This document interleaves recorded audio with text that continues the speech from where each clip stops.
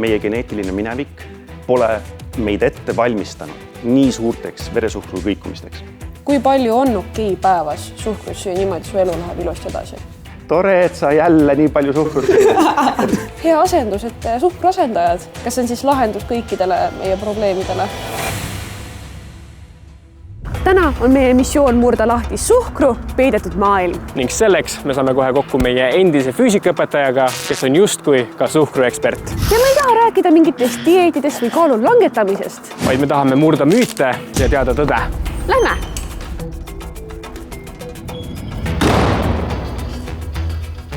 Tere tulemast, Erik Säre.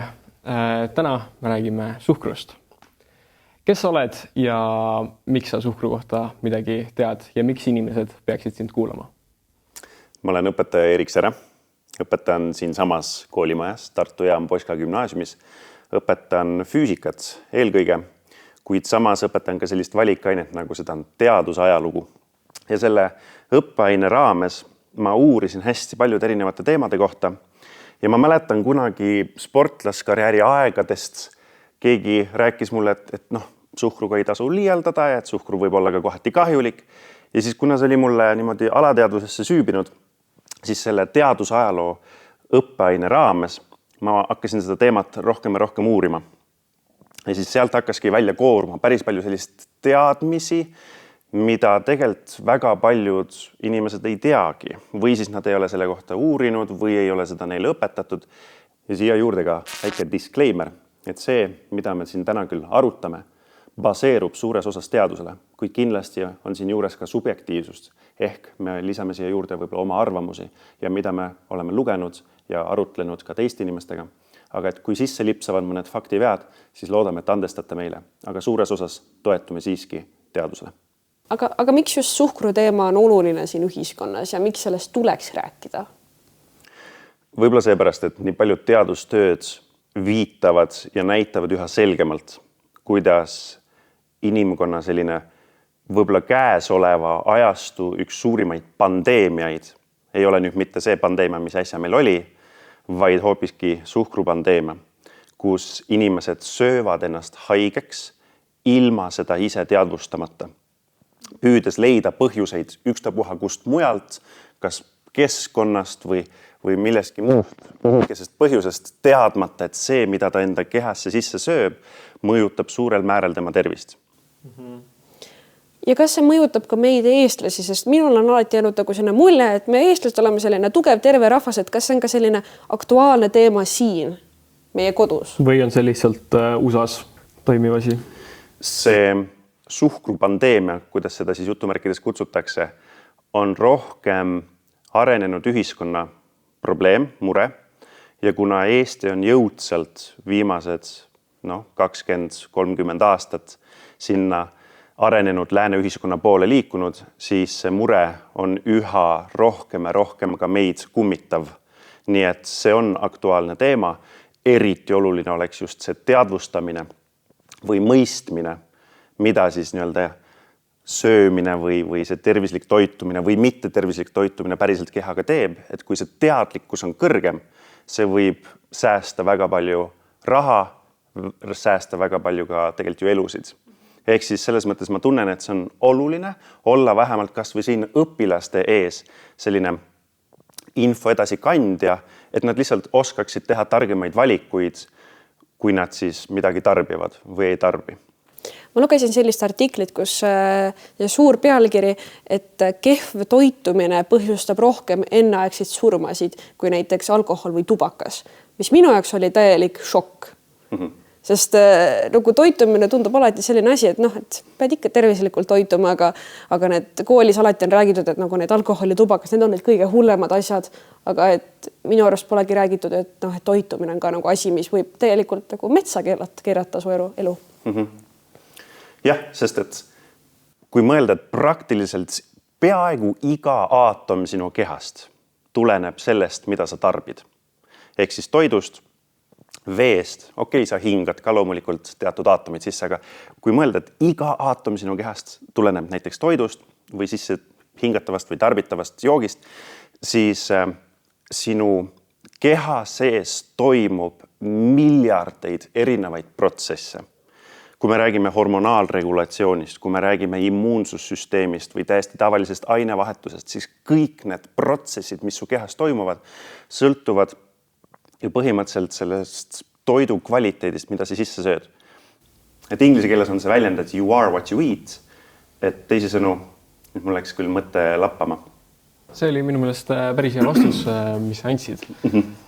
Ma kahjuks ka küsimust ei mäleta, aga ühesõnaga on tähtis, et sa sööksid kvaliteetset toitu, sest et sellest kujuneb sinu keha, sina ise tegelikult. Olgu, aga ma tahaks nüüd natukene juttu teemat viia üksteise kohta, et mis sa arvad väitest, et kui sa kulutad rohkem kaloreid, kui sa sööd, siis sa automaatselt justkui langetad kaalus.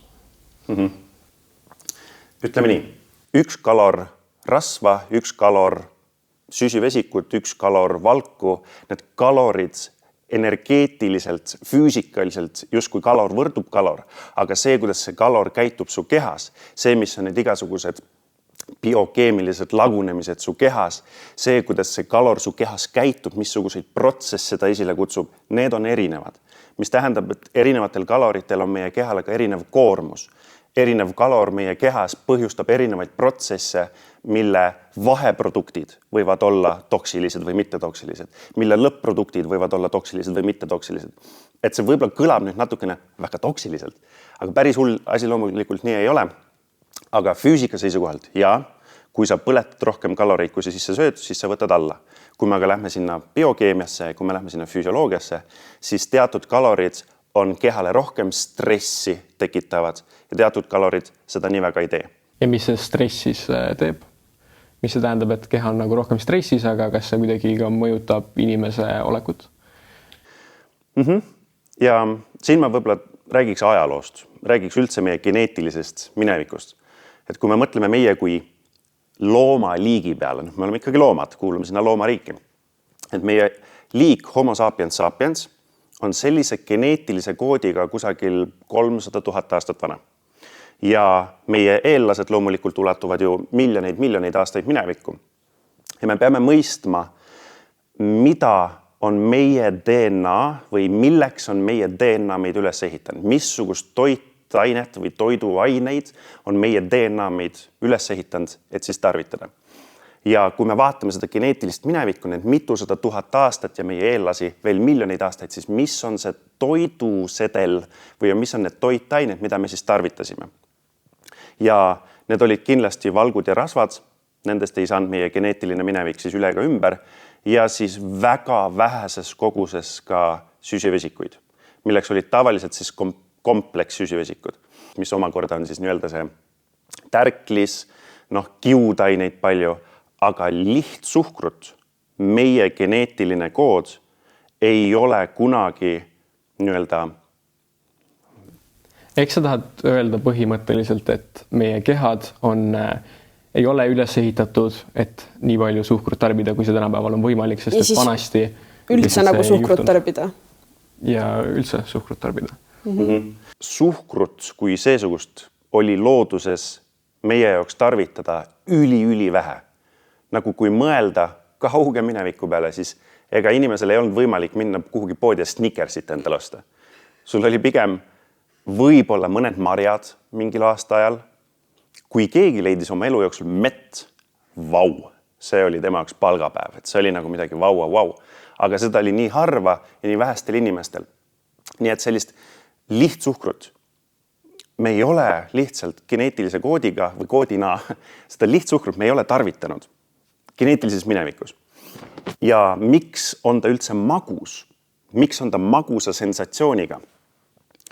On just see, et see on kiiresti imenduv suhkur, mis tähendab, et sealt on võimalik kiiresti saada energiat. Ja kuna seda oligi meil niivõrd vähe, siis keha mõtles välja, et okei, meil on looduses midagi hästi vähe, sealt saab kiiresti energiat, teeme sellele magusa sensatsiooni, siis inimene tunneb selle ära, et see on magus, sealt saab kiiresti energiat kätte. Seda peab sööma. Jah, et seda võiks süüa, sest et sealt saab kiiresti energiat. Aga nüüd, kui me räägime tänapäevast või ütleme sellest 10 000 aastat tagasi, kui see põllumajandus tuli, siis hakati tootma seda energiat, mida on lihtne tarbida ja mida on odav toota. Ehk siis süsivesik on odav. Ta annab toitaineid ja seda on tänapäev igal pool täis, sest et süsivesik on odav võrreldes rasva või valguga. Aga nüüd 10 000 aastat tagasi, kui me siis nii-öelda põllumajanduse juurde jõudsime, siis me hakkasime tarvitama rohkem süsivesikuid, kui me kunagi varem seda tarvitanud olime. Ja näiteks on ka need väljakaevamised, et inimeste luud ja kolju ja hambad kusagilt 50 000 aastat tagasi ja inimese kolju ja luud ja hambad kusagil, ütleme 5000 aastat tagasi. Ja näiteks 5000 aastat tagasi need, kes elasid põllumajanduskultuuris, nende hambad on näiteks palju rohkem lagunenud. Sellepärast, et süsivesikud on heaks toidulauaks ka bakteritele, kes ka näiteks suus elutsevad. Ja seega nad lagundavad ja möllavad seal selle suhkruga ja siis ühtlasi need jääkproduktid lagundavad meie hambaid ja nii edasi. Ehk siis sellepärast ka kõik arstid ütlevad, et suhkrusöömine on halb, sest et see lagundab su hambaid. Et suhkur ise ei lagunda, aga ta on toiduks bakteritele, kelle elutegevuse protsessi tulemusena eralduvad igasugused mürgid, lagundavad sinu hambaid. Nii et jah. Süsivesikute all sa mõtled siis kõiki süsivesikuid nagu kas või aga mingi kartul, pasta, riis või pigem sellised nagu magusamad süsivesikud siis? Need süsivesikud käituvad kehas hästi erinevalt. Kui me võtame kompleks süsivesiku, selle all ma pean silmas näiteks mingisugused täistera tooted, tärkliserikkad toiduained, näiteks kartul või täistera pasta või midagi sellist. Kui nad on kompleks süsivesikud, siis see imendumine, kuidas ta meie soolestikus, meie vereringes imendub, toimub palju aeglasemalt. Miks see hea on? Sellepärast, et kui me võtame nüüd lihtsuhkru, siis ta imendub meie vereringesse hästi kiiresti. Nüüd see tõstab meie veresuhkru taset hästi kiiresti ja hästi palju. Aga see on keha jaoks stress, sest et geneetilises minevikus meil ei ole kunagi olnud probleemi kõrge veresuhkruga.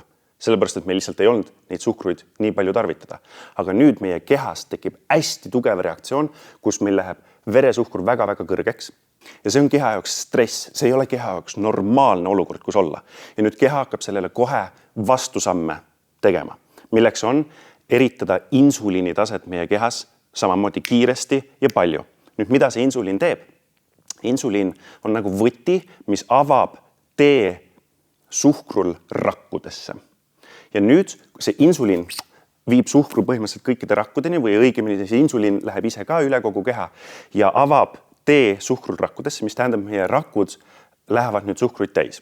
Ja me räägime siin glükoosist, sest et glükoos on lagundatav iga meie keha raku poolt, mis siis vähegi mitokondreid omab. Aga miks see on halb, et suhkur läheb siis... Kuidas see füüsiliselt inimese elu või olekut mõjutab, et ta kõik rakud siis saavad nii-öelda suhkrut ja toitaineid? Nüüd, kui insuliin on viinud glükoosi meil rakkudesse sisse, siis mingil hetkel rakud saavad seda glükoosi liialt täis, mis tähendab, et sinna rohkem ei mahu. Siis järgmised sammud, mida keha teeb, on see, et kui rakkudesse ja suhkrut rohkem ära ei mahu, ja me räägime hetkel glükoosist, siis ülearune suhkur viiakse maksa, kus ta tehakse varuaineks. Põhimõtteliselt see lihtsuhkrud ehitatakse nüüd pikkadeks ahelateks kokku, temast saab glükogeen. See on selline varuaine, mida meie keha kasutab ära, et siis kui meil nii-öelda lihastes või kusagil rakkudes suhkur saab otsa, et siis keha hakkab glükogeeni kasutama, et jälle varuainena seda energiat sealt kätte saada. Ja siis, kui nüüd aga glükogeeni varud ka täis saavad, glükogeen läheb meil näiteks lihastesse, glükogeeni peitub ka lihastes, glükogeeni peitub ka siis maksas. Aga kui need varud on täis ja me sööme ikka midagi suhkrurikast peale, siis enam keha ei tee nii-öelda lihtsuhkrutest seda varuainet, vaid nüüd on see, et varuained on täis, kõik sahver on toitaineid täis, sinna ei mahu rohkem, siis hakkab selline protsess pihta, kus keha hakkab seda üleliigset suhkrut tegema otse rasvaks ja see toimub maksas. Ma siit vahele küsiks, et kui palju sa suhkrut nagu saad süüa enne, kui sul see sahver täis saab? Et kas just glükoosi enne, kui sul sahver täis saab? See on nüüd hea küsimus, sellepärast, et seda glükogeeni mahub meie lihastesse mitusada grammi ja meie maksa mitusada grammi. Aga me peame mõistma seda, et tänapäevase inimese glükogeeni varud ei ole täiesti tühjad. Nad on täiesti tühjad siis, kui sa oled jooksnud 10 kilomeetrit, poolmaratoni või maratoni. Võib-olla siis, kui sa oled 10 tundi päevas teinud mingit rasket füüsilist tööd, siis on glükogeenivarud tühjad ja sissesöödav suhkur läheb suures osas glükogeeniks. Küll aga tänapäevane inimene, ta on pigem vähe liikuv. Inimene, kes käib kord päevas trennis, arvab, et ta on füüsiliselt aktiivne. Tegelikult ka nemad on tavaliselt pigem füüsiliselt vähe aktiivsed, lihtsalt nad natuke rohkem teevad trenni. Aga jätame selle vahele. Ehk siis tänapäevased inimesed ei ole niivõrd liikuvad. Nad on pigem istuvama eluviisiga rohkem, mis tähendab, et tänapäevaste eriti ehk siis nagu tänapäeva inimestel on kogu aeg see sahver juba peaaegu täis. Tänapäevastel inimestel on enam-vähem see sahver kogu aeg täis, mis tähendab, et suuresti tekibki kehas see protsess, kui me sööme lihtsuhkruid või isegi kui me sööme komplekssüsivesikuid, siis suuresti hakkab meie maks tööle ja teeb sellest suhkrust nüüd rasva. Jah, on võimalik teha suhkrust rasva, seda meie maks teebki. Ja nüüd meie maks on selle tõttu väga suure koormuse all. Kas kui see suhkur siis lõpuks läheb rasvaks, kas siis see ongi täpselt see rasv, mis meil siin naha all on või see on ka kuskil rasvasahvris? Kõigepealt see rasv akumuleerub ehk koguneb maksas endas. Ja näiteks meil on olemas inimesi, kes pealt näha on küllaltki saledad, aga nende maks on rasvunud. Ja see toob endaga väga palju probleeme ka kaasa. Nii et see kõigepealt koguneb see rasv tilgakestena maksa ja kui nüüd maks tunneb, et natuke liiga palju on minul seda rasva, siis hakkab see kogunema kehaõõnes. Niimoodi, et meil võib inimene olla ikkagi ise veel sale, aga ta kehaõõs on rohkem rasva täis. Ja siis, kui kehaõõnes ka nagu sellel rasval ruumi väheks jääb, siis hakkab ta koos vereringega, need rasvatilgad hakkavad siis põhimõtteliselt üle kogu keha kanduma ja siis hakkab kasvama üle kogu see pindmine rasvakiht. Aga kas see oleneb inimesest nagu kuidagi geenidest, sest nagu on öeldud selline, et mõned inimesed, nad söövad 1 kommi ja nad võtavad 5 kilo juurde ja mõned võivad süüa nagu hästi palju magusat ja on ikka hästi saledad, et kas see kuidagi oleneb siis geenidest, et millal vereringe viib rasvaga nagu üle keha või kas nüüd mingitel inimestel siis geneetiliselt on nagu see sahver hästi suur glükogeenile või? Jah. Vot see on hea küsimus, sellepärast, et siin seda bioloogia osa või seda geneetilist poolt ma nii hästi võib-olla ei tunne. Kindlasti on geneetilisi erisusi, aga tuletame meelde, meie DNA on meie kehasse andnud väga selged instruktsioonid, kuidas tegeleda glükoosiga, kuidas tegeleda fruktoosiga, kuidas tegeleda rasvaga ja valkudega ja nii edasi. Ja need on nüüd inimestel kõigil samad. See DNA on andnud meile sarnased instruktsioonid, ütleme peaaegu samad instruktsioonid, kuidas teatud molekulidega siis kehast toimetada. Nüüd põhimõtteliselt see jälle nagu näitab seda, et kui sa lihtsalt vaatad inimesele peale, ta on nagu normaalkaalus, siis see ei tähenda, et ta on täiesti tervislik, sest tal võib nagu maks ja kõik see sisemus olla rasvunud. Ja see sõltub tõesti sellest, kas ja kui palju inimene neid lihtsuhkruid tarvitab. Praegu jääb siuke tunne, nagu lihtsalt suhkur tekitaks seda rasva. Aga lihtsalt hästi lühidalt, kas ka teised toitained saavad minna niimoodi rasvaks? Loomulikult, et see rasv on kehal selline varuaine ka. Ta ei ole selline varuaine, mida keha saab kiiresti kasutada, nagu näiteks glükogeen on selline, mida on kiiremini, saab seda lagundada, kiiremini saab sealt energiat kätte, aga rasv on selline pikaajalisem varuaine. Lisaks, rasval on kehas veel tuhandeid funktsioone. Teinekord inimesed mõtlevad, et rasv on lihtsalt varuaine. Tal on veel hästi palju funktsioone meie kehas. Aga jaa, tegelikkuses see väide vastab loomulikult ka tõele, et kui sa sööd väga palju rasvu, siis ka need lähevad sinna rasva hulka juurde. Ma olen kogu aeg kuulnud, et fruktoos on see paha asi, et glükoos on see mõnus asi, mis annab sulle energiat ja lähedki jooksed oma maratoni tänu sellele, et sa said glükoosi, aga fruktoos on siis see halb asi. Oot, aga mis asi üldse on fruktoos? Las ma seletan teile. Kui sa sööd suhkrut, siis 50% sellest on glükoos ning 50% sellest on fruktoos. Need lähme räägime sellest fruktoosist lähemalt. Hästi lihtne oleks siin öelda vastuseks jah või ei, aga siin teemas on alati sees sellist sügavamat komplekssust. Ja vaatame sellele siis nagu niimoodi step by step otsa. Kui anda siis lühivastus, siis jah, fruktoos on kindlasti see natukene pahem tegelane, siuke kurikaksik. Ja miks? Sellepärast, et fruktoos ei ole meie keha poolt väga kasutatav millekski. Fruktoosi suudab töödelda ainult maks. Fruktoos ei sisene rakkudesse. Fruktoos ei lähe mitokondritesse. Fruktoos ei ole midagi sellist, mida meie keha ära kasutab. Seega fruktoosi on vaja töödelda. Ja mida alguses keha teeb, kui me nüüd seedime, siis jah, glükoos läheb vereringesse igale poole mujale, tegelikult fruktoos läheb ka vereringesse igale poole mujale. Aga fruktoos rakkudesse ei sisene. Fruktoos läheb kõigepealt siis põhimõtteliselt maksa.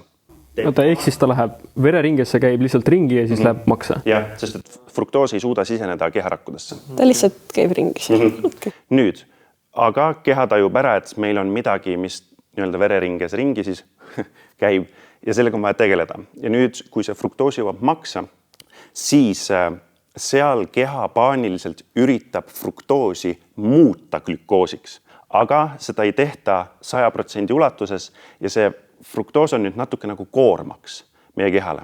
Ja taaskord, mida siis keha teeb? Lihtne tegevus, ta teeb sellest fruktoosist ja ülearusest glükoosist jällegi rasva meie maksas. Nii et jah, ta on selles mõttes kuri kaksik, see fruktoos, et ta ei ole keha jaoks kuidagi nagu kasutatav enne, kui teda ei ole tehtud kas glükoosiks üle või teda ei ole tehtud näiteks rasvaks. Siis rääkides veel fruktoosist, et maksas, see ei ole lihtsalt selline protsess, kus käib mingi keemiline reaktsioon ja siis on fruktoosist järsku saanud rasv. Vaid kui on nüüd see protsess, et me tahame fruktoosist seda rasva teha, mida siis maks teeb, siis neid biokeemilisi lagunemisahela vaheprotsess, mingisuguseid aineid, mis seal tekib, neid on mitukümmend.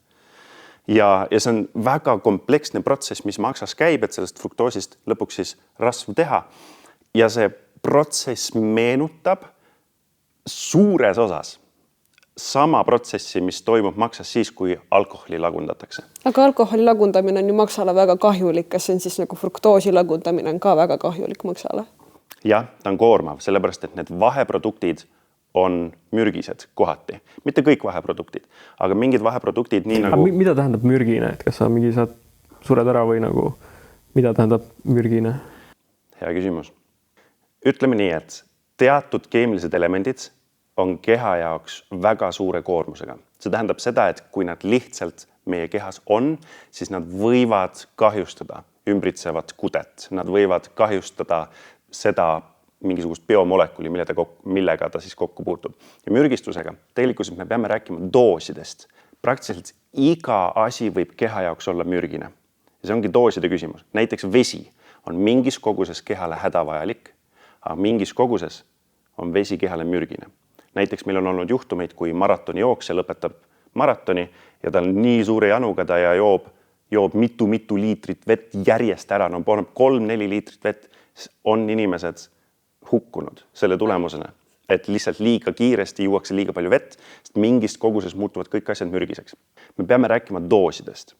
Suhkur ei ole mürgine, kui seda tarvitada harva ja vähestes kogustes. Nii nagu meie bioloogiline keha on sellega justkui harjunud tegutsema. Aga kui väike kogus siis suhkrut päevas oleks okei kehale? Niimoodi, et keha saab sellega ilusti hakkama, elu läheb edasi. No ma võin seda öelda, et ma olen näinud neid graafikuid, kus on inimeste suhkru tarbimine viimase mingi, ma ei tea, paarisaja aasta jooksul. Ja see on ikkagi mitu 100 või 1000% kasvanud, ehk siis ilmselgelt me vist sööme palju rohkem, kui me peaks suutma. Jah, ehk siis tulles tagasi selle dooside juurde, et mis teeb mingi asja mürgiseks, on doos.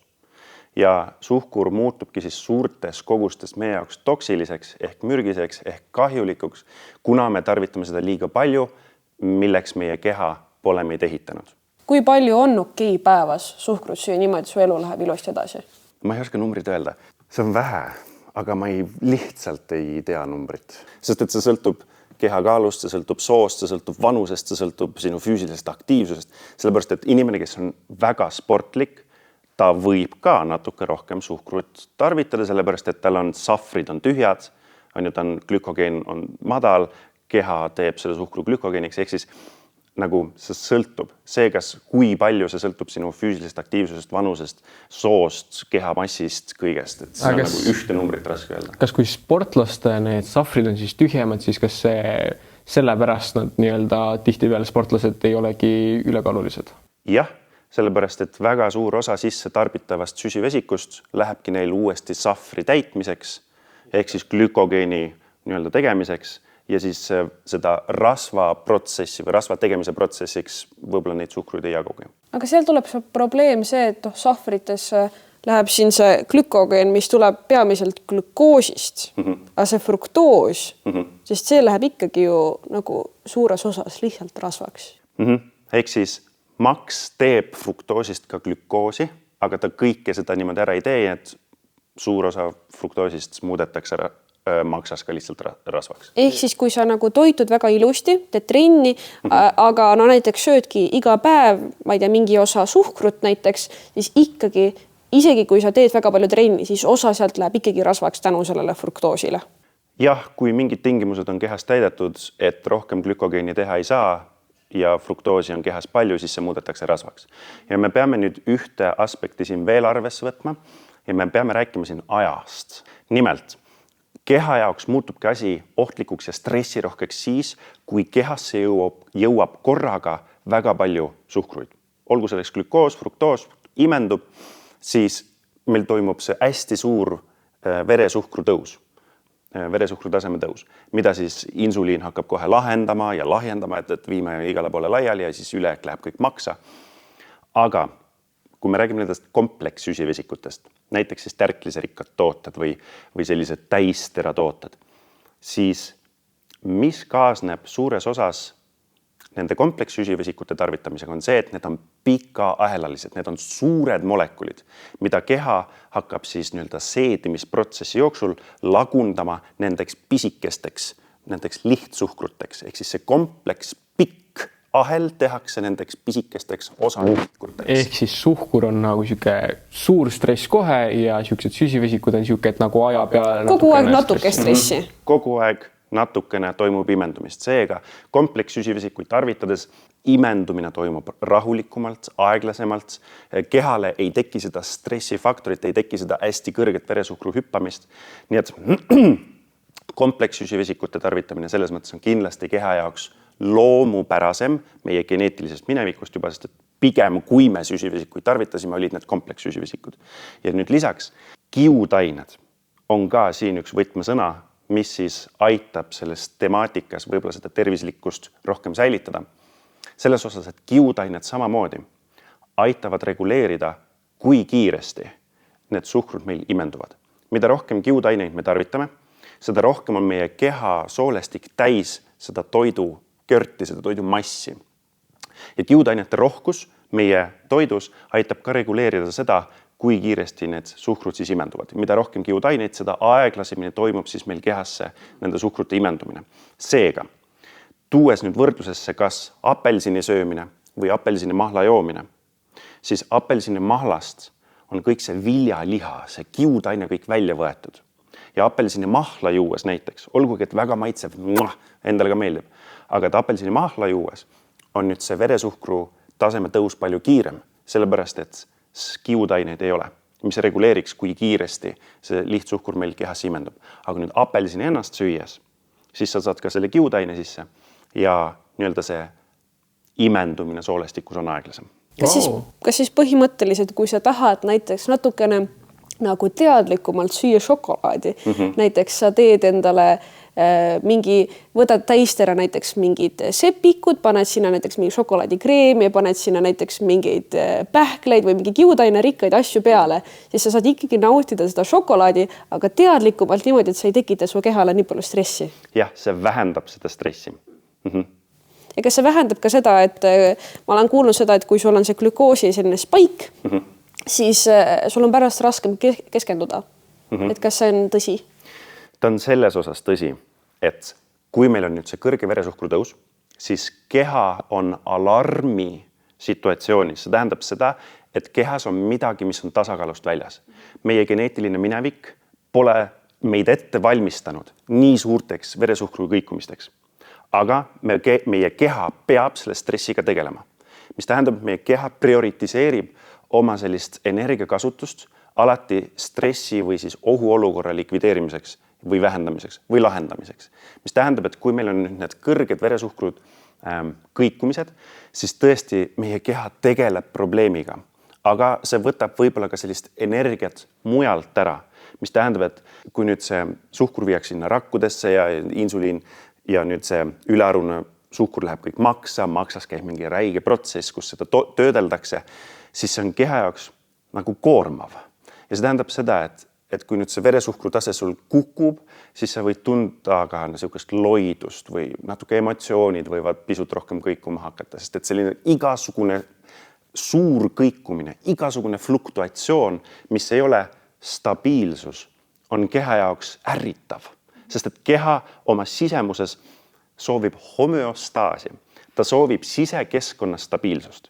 Seega igasugused protsessid alati juhivad meie keha nagu mingisuguse tasakaalu poole ja kõik suured kõikumised, mis meil kehas toimuvad, on stressirohked ja see kulutab ka sellist vaimuenergiat või sellist energiat, mis meil on, mis muidu nagu võiks kuluda loomingulistesse ja toredastesse, ägedatesse protsessidesse, aga nüüd on see, et keha tegeleb sisekeskkonna stabiilsuse hoidmisega.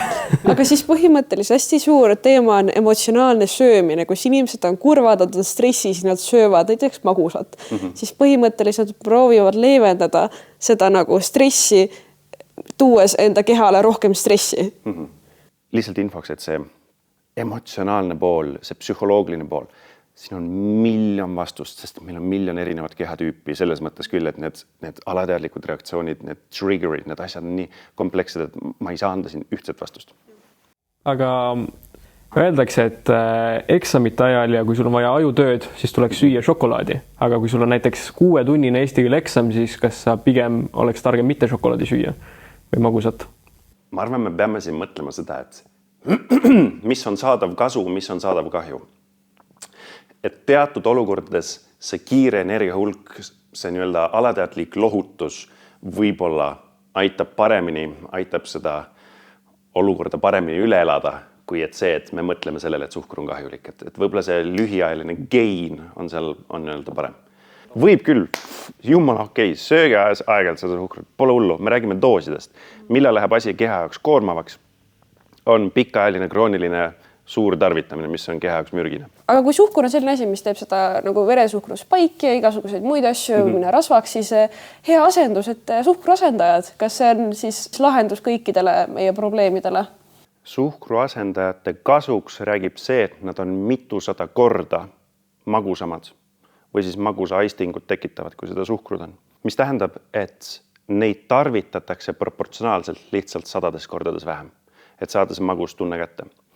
Ja suhkruasendajad selles mõttes, ega nad nüüd nii-öelda pailapsed ja puhtad poisid ka pole, vaid nende kasuks räägib lihtsalt see, et neid tarvitatakse niivõrd vähe. Ja need on vähemalt Euroopa Liidus väga tugevalt ka reguleeritud, et inimene ei suudagi nii-öelda teatud kogustest üle neid väga tarvitada. Et näiteks mingisugust suhkruasendajat süüa sellisel tasemel, et ta muutub teadustööde järgi juba kahjulikuks, peaks tarvitama lihtsalt 6-8 liitrit mingit karastusjooki, aga sa ei suuda seda teha. Võib-olla mõni ekstremist välja arvatud. Aga et sa lihtsalt ei suuda nii palju suhkruasendajaid tarvitada, et see muutuks keha jaoks niivõrd kahjulikuks. Mida nad ka on, ehk siis nad ei ole kasulikumad, nad on vähem kahjulikumad. Aga nende kasuks rääkis siis jah see, et me lihtsalt tarvitame neid proportsionaalselt niivõrd. Okei, aga ma siia juurde toon nagu aspartaami näiteks ja WHO liigitas siis aspartaami vähki tekitavate ainete hulka ja see aspartaami on Coca-Cola Zeros, Orbiti nätsudes, paljudes, ma ei tea, kõrrejookides. Et kas aspartaam on siis nagu nii hull? Teadustööde järgi jah, kui teda tarvitada väga suurtes kogustes, väga pikka aega järjest, siis on tal kantserogeensed ehk vähki tekitavad mõjud. Aga taaskord me tuleme tagasi selle juurde, et inimene ei suuda seda nii palju järjest tarvitada, et ta muutuks niivõrd kehale toksiliseks. Aga kui keegi joob nagu iga 2 päeva tagant ühe Coca-Cola Zero 40 aastat järjest, siis see nagu ajaline, kas siin loeb nüüd see, et see on kõik selle peale jaotatud või et ei ole nii kontsentreeritud nii-öelda ühte kohta? Me peame siin rääkima akuutsest ja kroonilisest doosist. Et akuutne doos tähendab seda, et sa saad korraga väga palju mürki ja krooniline doos on see, et sa saad pika perioodi peale mürki, aga see kogus võib-olla on väiksem. Ja keha jaoks on kindlasti see krooniline doos lihtsam, et keha suudab neid tekitatud kahjusid paremini ära parandada, kui need mürgistusnähud on harvemini esinevad ja väiksemad.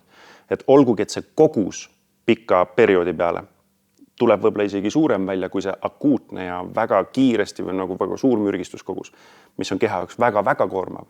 Siis kui ta on krooniline, harva esinev, siis keha tuleb nende mürgistuskahjudega toime paremini.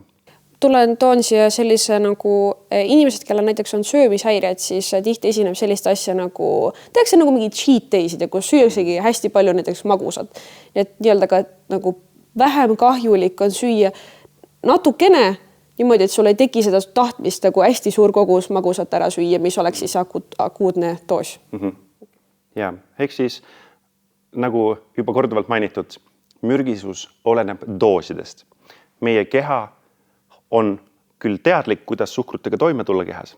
Loomulikult see on kehale omane protsess neid süsivesikuid lagundada, kasutada energiaks, kõigeks süsivesikud on meie kehale vajalik. See on lausa nii vajalik, et meie keha oskab ise süsivesikuid toota. Aga mürgistus tuleb mängu doosidest lähtuvalt. Ehk siis natukene ja harva suhkrul pole mitte midagi viga. Jumala okei. Näiteks kui sa oled tõesti väga sportlikult aktiivne ja tarvitad seda suhkrut, siis ei ole kehale nii hull midagi. Aga me peame mõistma seda, et enamus populatsioonist, nende vara või need sahvrid on juba täis. Neil on glükogeeni varud täis ja nad tarvitavad suhkrut proportsionaalselt palju rohkem, kui nende kehale vaja on ja siis muutub asi toksiliseks. Siis muutub asi mürgiseks, maksa jaoks hästi koormavaks ja nii edasi.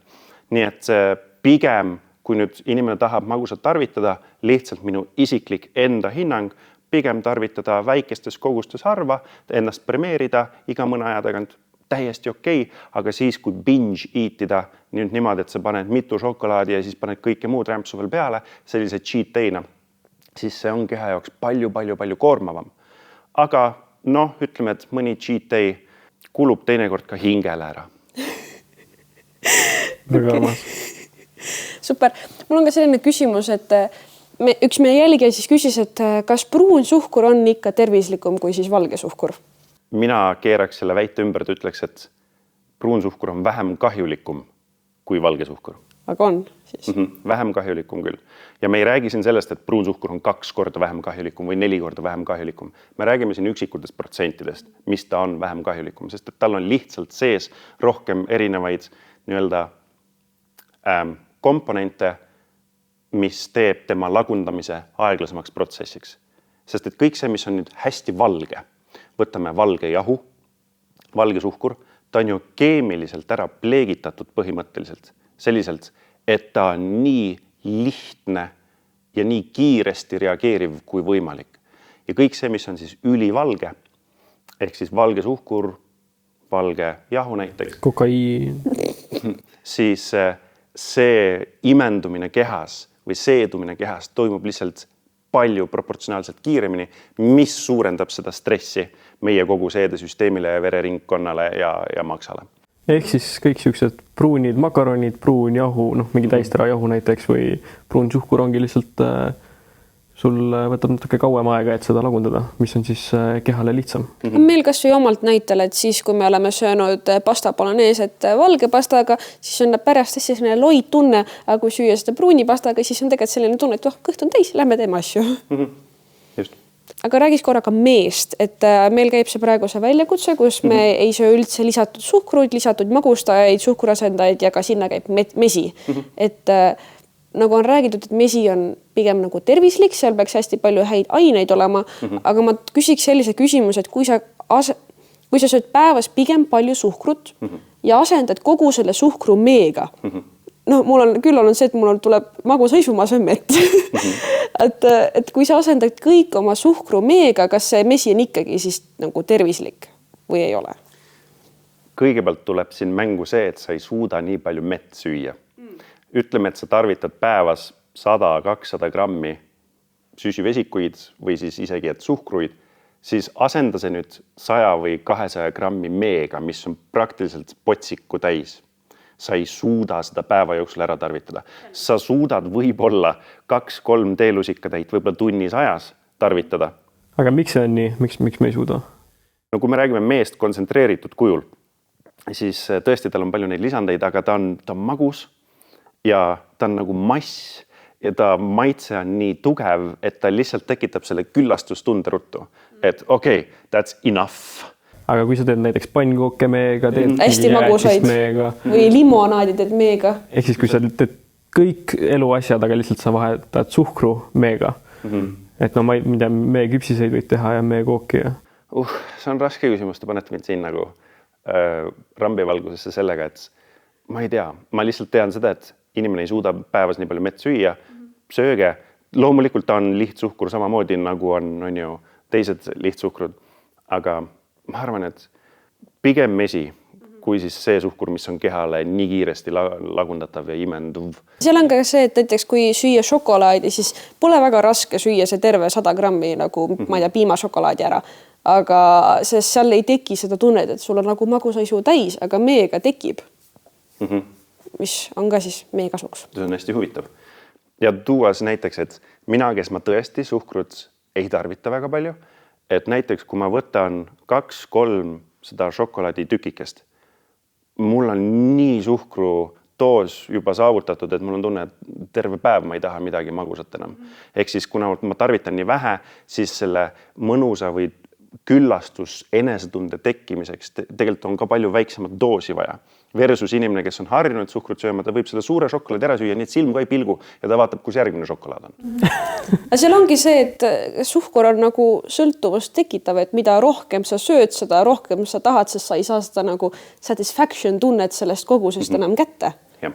Sest kui me olime Kreekas, me ka nagu ei söönud väga suhkrut, siis oli ka see, et 200 väikest Toblerone tükki võtsid ära, enam ei soovinud. Aga siis, kui me olime Eestis, sõime rohkem suhkrut, siis üks tahvel 2 peale ära süüa, polnud üldse hullu. Ma olen ka väga seda täpselt sama fenomeni enda puhul näinud, et ma ei tea, mingi aeg ei söönud üldse suhkrut ja siis mingi 6 aja pärast sõin midagi ja siis see oli lihtsalt nagu kohe sai see isu täis. Ja. Ehk siis tekib kehas tolerants ja tolerants tekib kesknärvisüsteemis, mitte nagu veres või mitte maksas või niimoodi.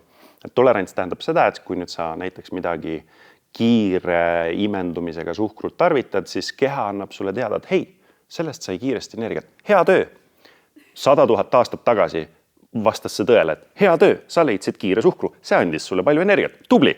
100 000 aastat tagasi, super. Aga praegu on see, et kehane nii tore, et sa jälle nii palju suhkrut. Et kehal tekib natukene nagu selline vale kiidureaktsioon sulle.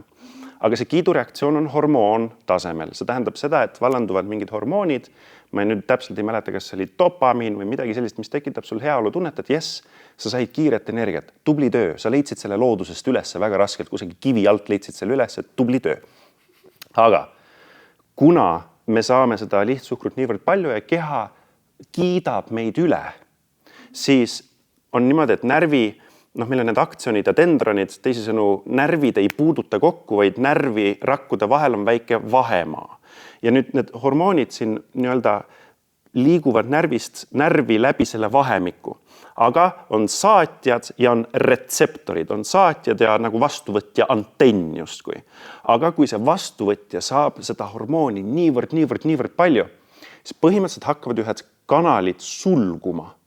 Ehk siis antennid lähevad sisse ära, antennid sulguvad, et me saame seda keemilist molekuli liiga palju, mis tähendab, et ma sulgen seda, mis tähendab, et nüüd ei teki meil nende vastuvõtjate sulgumistega, ei teki enam seda tunnet. Ja nüüd see tolerants ongi kesknärvisüsteemi vastuvõtvate retseptorite sulgumine ja see teebki seda reaktsiooni tuimemaks. Seega, et saada sama tunnet, on vaja nüüd rohkem seda keemilist molekuli, meil on vaja rohkem suhkrut süüa, et seda keemilist molekuli tekiks, mis seda heaolu tunnet meile tekib, aga see tolerants on kasvanud siis kesknärvisüsteemis. Wow. See on nii loogiline selles mõttes. Nüüd ma saan täiega aru, kuidas see asi töötab. Ja seesama tolerants tekib siis nii alkoholiga kui suhkruga kui mõne muu mõnuainega, mis siis kehale tekitab küll kõigepealt sellist suurt rahulolutunnet. See on väga palju hormoone, see on põhimõtteliselt keemiline molekul, mis seda heaolutunnet sul tekitab ja see tolerants võib tekkida siis iga sellise hea asjaga. Hea asjaga selles mõttes, mis tekitab kehale head enesetunnet või sellist asja, mis ilmtingimata kehale endale ei pruugi hea olla. Aga... See on nii huvitav, et alatasa nagu võrreldaksegi suhkrut näiteks alkoholiga. Aga see on nii teada tuntud, et alkohol on paha, sa, ma ei tea, muutud joodikuks ja sinust ei saa kunagi asja. See on see, mida tihti peale koolis räägitakse õpilastele. Vähemalt mulle räägiti, kui ma olin algklassides. Aga suhkur on kuidagi selline lahe asi ja kõikides reklaamides. Ma just vaatasin mingi Pepsi reklaami, kus inimene joob ja siis kõik on lahe, mingi tants ja mingi muusika. Ja, et sellel on nii halb selline nagu image. Sest see on ju ka väga kahjulik. Et siin on vahe. Miski pole selles mõttes kahjulik, kui tarvitada seda õigetes kogustes, õigetes proportsioonides. Kahjuks keskne inimene ei tarvita asju reguleeritud mingite piiride järgi, vaid ta tarvitab seda nii, nagu ta intuitiivselt, nii nagu tal soov on.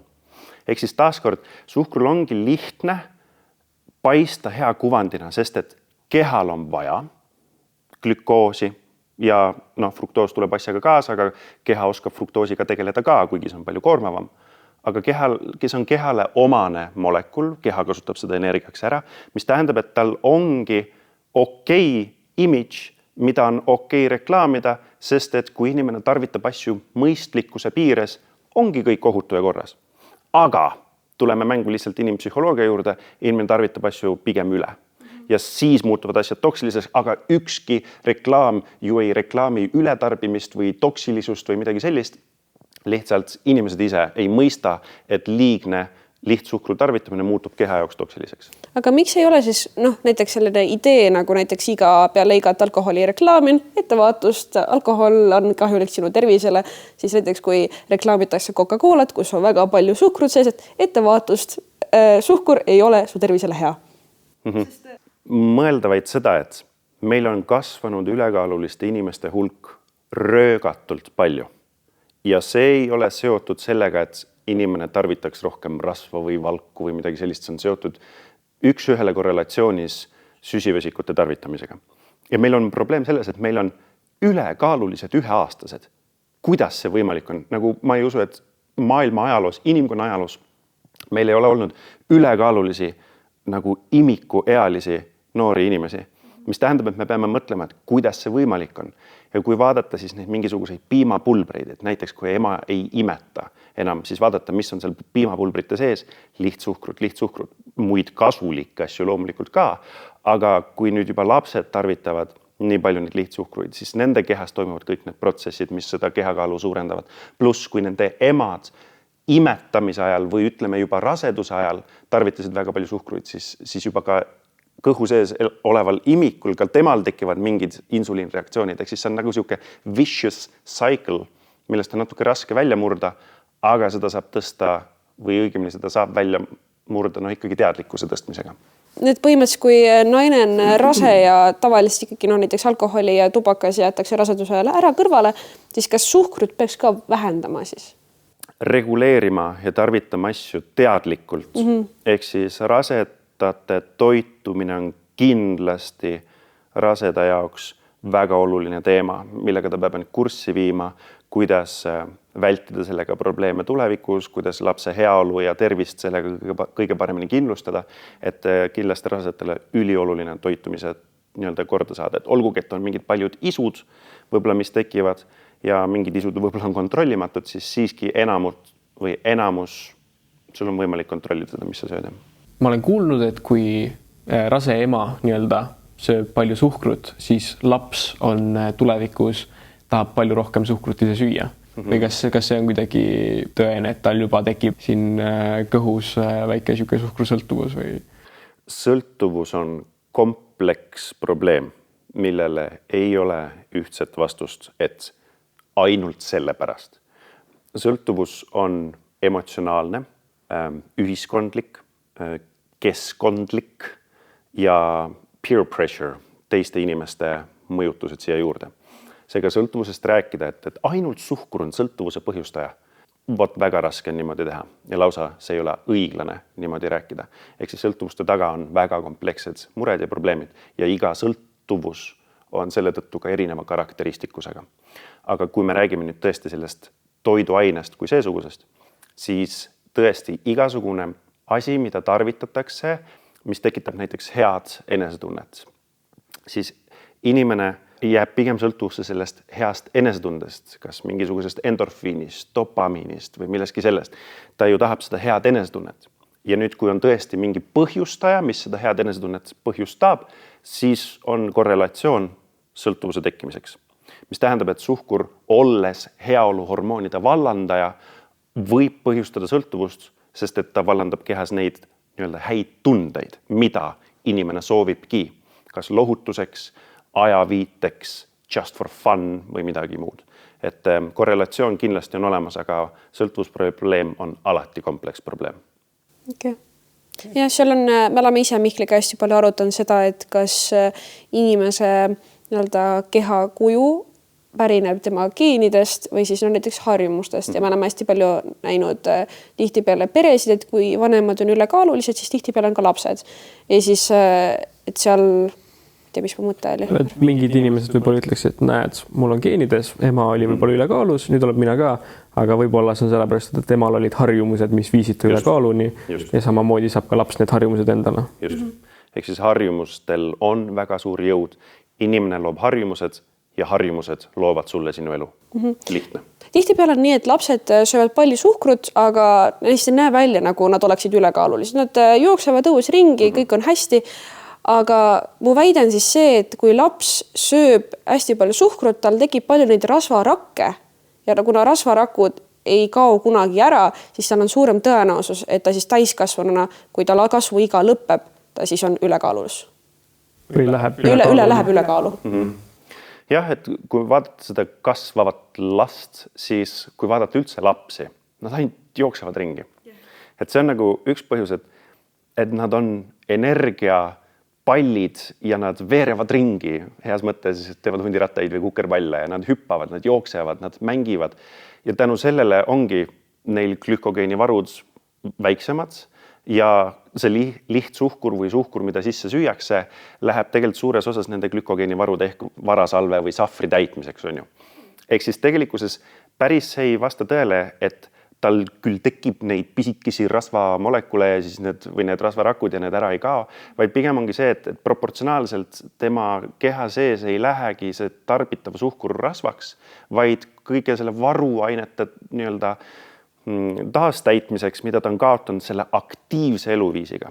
Ja mis nüüd kasvuea lõppedes tavaliselt inimesel saab, on see, et tema kehaline aktiivsus väheneb märgatavalt. Mis tähendab, et tema varasalved või need safrid jäävad pigem alati pool või enamus täis. Mis tähendab, et kui ta nüüd sööb siis seda suhkrut sisse, siis nüüd on see, et kuna sahver saab ruttu täis, siis hakkab see liigne suhkur minema rasvaks. Harjumused ei muutu, aga lihtsalt... Liikumisharjumus muutub, aga söömisharjumus võib-olla on sama ja nüüd hakkab siis keha kompositsioon selle tulemusena muutuma, et ta ei ole lihtsalt enam liikuva eluviisiga. Kuidas mõjub suhkru tarbimine sinu mentaalsele tervisele ja kas oled selle tõttu ka tujukam? Jaa, suhkru tarvitamine kindlasti mõjutab. Nimelt, kui veresuhkru tase kehas hästi kiiresti ja palju tõuseb, siis keha hakkab sellele reageerima, tuues seda veresuhkru taset nüüd uuesti alla. Aga igasugune selline kõikumine, mis meil veres toimub, on keha jaoks stressiseisund. See tähendab seda, et see on keha jaoks kurnav ja see mõjutab nii vaimselt kui ka emotsionaalselt. Nii et selline suhkru kas tarvitamine või tarvitamise ära lõpetamine võib olla emotsionaalselt stressi rohkem. Ja mul on siin veel üks küsimus meie jälgijatelt ja kui ka sina soovid olla osa meie videotest, siis mine follow meie Instagrami, sellepärast, et me tihti küsime selliseid küsimusi ja igatahes meie jälgija küsis, et kas liigne suhkru söömine ja üldse suhkru söömine mõjutab näonahka. Et kas suhkru söömine tekitab siis aknet näiteks ja punne? Ja, korrelatsioon on seal olemas ja kehal on olemas selline organ, mis aitab meid puhastada. Ja see on maks, aga meil on olemas ka inimese kõige suurem organ, mis aitab meil kehal toksiinidest vabaneda ja see on nahk. Seega nahk on organ, mis aitab kehal ka puhastuda. ja näiteks suhkru lagunemisel või fruktoosi lagunemisel on teatud vaheühendid ka mürgised ja keha vabaneb mürkidest ka näiteks läbi punnide, akne. Mis tähendab, et näiteks, kui inimene tarvitab narkootikume või inimene suitsetab või tarvitab alkoholi, siis teinekord ka täiskasvanud inimestel tekib akne, sest et keha üritab ennast puhastada ja nahk on üks organ, mis aitab kehal vabaneda toksiinidest. Ja kui keha on toksiline liigse suhkru tarvitamise tõttu, tuletan meelde, et väiksemates kogustes suhkru tarvitamine ei ole absoluutselt toksiline, kui inimene on eriti veel kehaliselt aktiivne, aga kui keha ütleme nii, et inimene ei ole niivõrd aktiivne või ta ei tegele väga palju trenniga ja kui ta sööb proportsionaalselt liialt palju suhkrut, siis see on keha jaoks toksiline keskkond ja nahk üritab siis nendest toksiinidest vabaneda ja selleks on teinekord akne ilmingud. Sest Mikkel, sa ju rääkisid, et siis kui sul oli selja peal hästi palju punnis ja mingid lõpetasid suhkru söömise ja siis need nagu kadusid rohkem ära. Ja, ma nägin korrelatsiooni mu suhkru tarbimisel ja akne tulekul. Olgu, aga ma arvan, et me saime nüüd kõik siin väga palju targemaks. Teie, meie kallid vaatajad, saate nüüd natukene võib-olla targemaid otsuseid teha, ise valida, millist olevikku ja tulevikku te endale soovite. Ja aitäh sulle, Eerik, et sa tulid meie podcasti. Rõõm on minu poolne. Aitäh teile. Suur tänu. Ja kui teil on selle teema kohta veel küsimusi, siis pange need alla ning võib-olla me kunagi vastame neile. Ja lõpetuseks me teeme sükest väljakutset, kus me ei söö suhkrut, lisatud suhkruid, suhkruasendajaid 30 päeva, et näha, mis siis meiega juhtub. Ja siia ekraanil kuskile ilmub nüüd selle video, et kui sa soovid seda vaadata, siis kliki sellele videole. Aga meie poolt head aega. Tšau! Tšau!